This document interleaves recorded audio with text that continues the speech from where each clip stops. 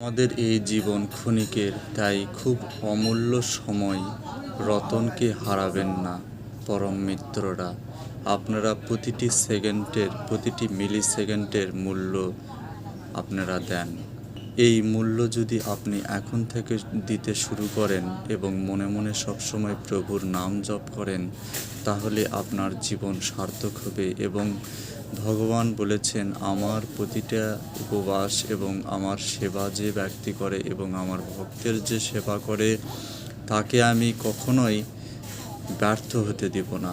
এ জন্মে না হলে পরের জন্মে হবেই, তবে হবেই।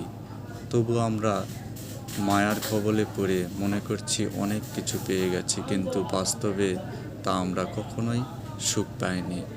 সুখ যদি আনন্দ পেতেই হয়, ভগবানের নাম গুণে এবং ভগবানের সেবাতেই আছে। ভগবান বলেছে, আমাকে ভুলে থাকলে কষ্টই হবে।